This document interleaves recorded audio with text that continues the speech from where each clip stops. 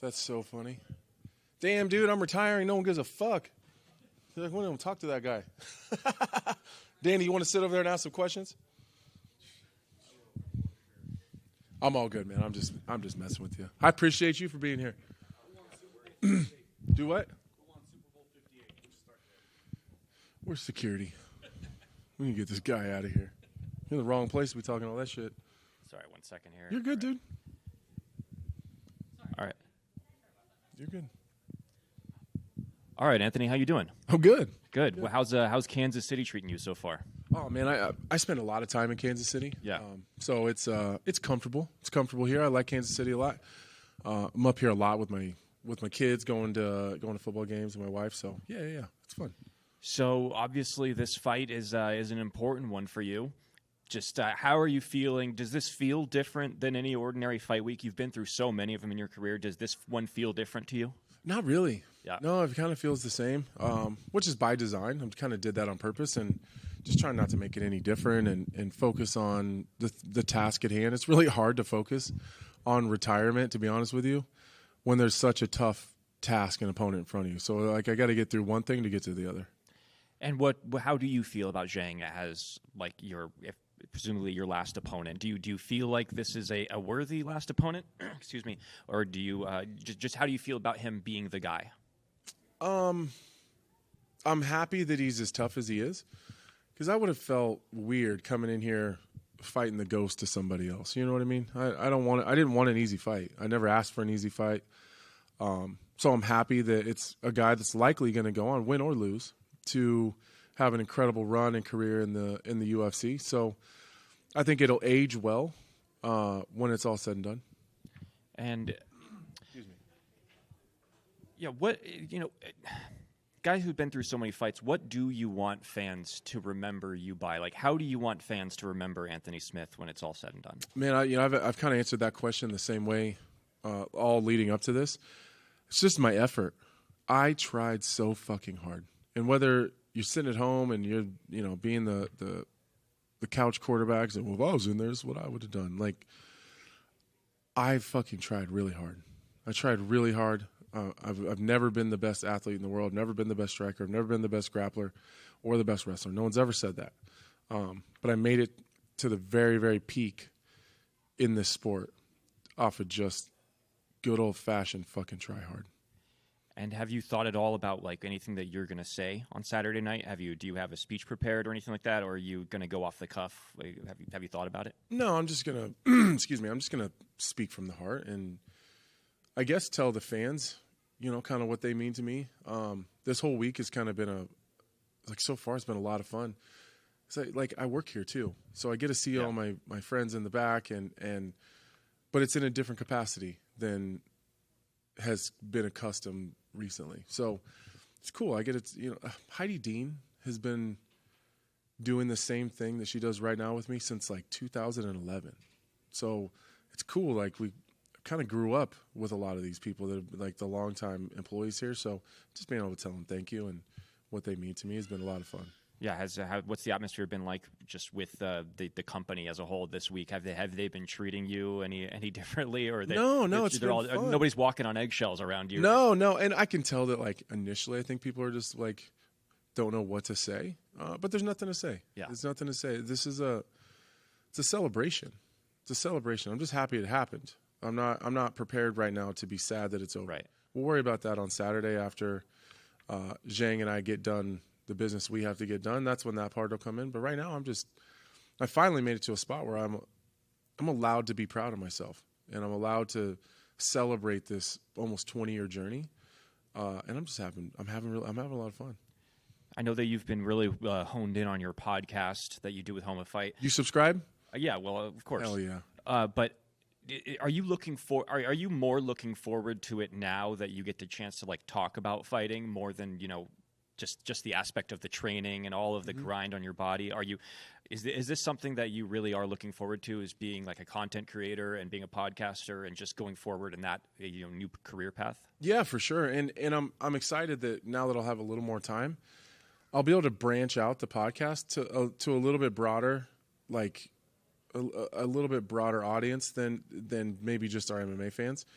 because I do a lot of other things too. So right now I'm kind of handcuffed to the MMA stuff, which of course I love. It's my passion. But there's other conversations with other people that I want to have and just continue to grow the podcast. And it's so much fun, even if nobody's watching it. Like I have a lot of fun doing it and creating it and having my own little baby that I'm kind of working on and growing here. It's been a lot of fun, and Kelly does a really good job helping kind of manage my bullshit. But yeah, that's going to be a fun part of it for me. And last one for me, just in terms of like where UFC and MMA was when you came into the sport, when you joined the company, to where it is now, just what view do you have of where MMA and UFC is right now at this point in time? Entering your final fight, do you feel like it's in the best place it's ever been? What do you think needs to happen next for the company? Yeah, I mean, the UFC as an organization is at the absolute peak of all professional sports, but in terms of where it is now compared to where it was when I started, listen, I was telling a story yesterday that when I first fought in Kansas City for the first time, I was an amateur. It was only a few fights into my amateur career. It was in a bar called the Whiskey Tango. There was a mechanical bull with half-naked women riding the bull while I was walking to the octagon, and the judges were blowing the cigarette smoke into the cage while they were judging the fights. You don't see that anywhere now. It's even on the regional scene, like the shows are professional.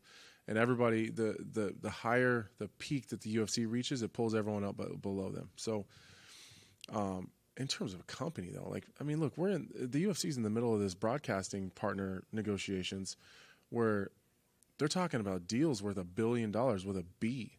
That's crazy. That's absolutely insane that we're at that part of the journey that the UFC is.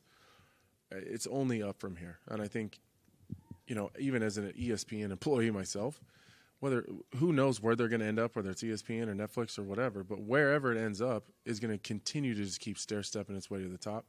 And I'm just happy to be here and be a part of it and to have been lucky enough to get halfway good at this broadcasting thing and just to be a part of that part of the growth and continue to help the UFC sell pay-per-views and support the athletes and tell these guys' story the best that I can. Good. Thank you. I appreciate it. Mm-hmm. I have one question. What can you say? What would you say to the fans that are coming on Saturday? They're coming on Saturday. They're excited that it's going to be here in Kansas City to come and see you. What would you say to them?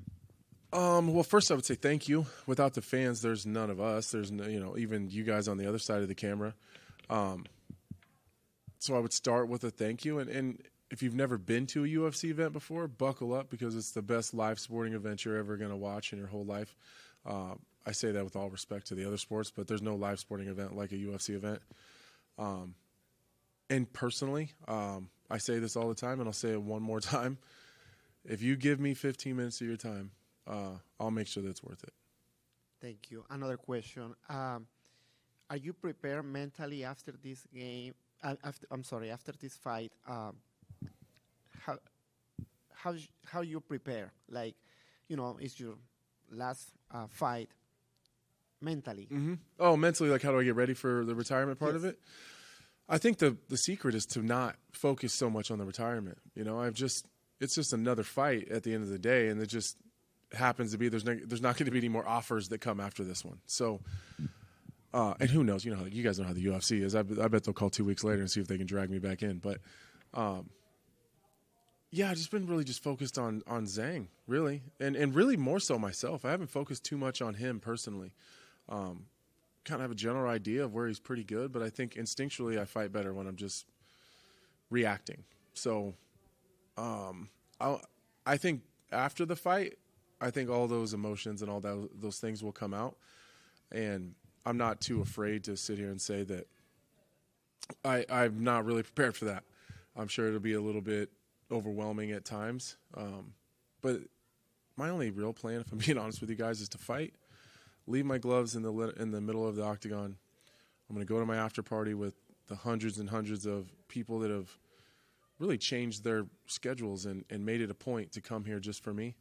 We're going to celebrate there, and then I'm not even going home. I'm going straight to the farm that I grew up on with my family, and I'm pulling my kids out of school for a couple of days, and I'm going to sit in a rocking chair with a cold drink with my Uncle Todd and my cousins and my family, and we're going to sit there and we're just going to maybe reminisce a little bit about what this was at one point.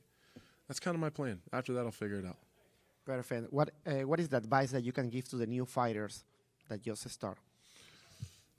I think it's about, this whole game's about effort for sure. Some guys are more talented and better at fighting than I am, but so maybe they can get away with not as much effort. But I've seen so many people in this game just be absolutely destroyed and heartbroken, and anyone that's been around this game long enough can name a guy that was amazing at one point in time, and then the game shit on him so much that his whole life falls apart, and then you see that guy's addicted to drugs, and he's an alcoholic, and he's got nowhere to live, and he's working at fucking gas stations or whatever. Like, just don't be that guy. And I think a lot of that just comes with, it absolutely comes with your effort, but a lot of it is just knowing when to put your head down and not always take so much account of the things that are around you. Sometimes you just put your head down, you grind as far as you can make it. When you look up, you're in a spot that you're okay with being. But it's sometimes guys are so focused on the things around them and trying to always, I don't know, just take account of the shit that's going on around you. So a lot of times it doesn't matter. So I would say as a young athlete in this sport, you just got to grind and put your head down and do the work. Perfect. Thank you so much. Thank you. Thank you, Anthony. Appreciate it. Perfect. Thanks, guys. I appreciate you. Seriously. Thank you.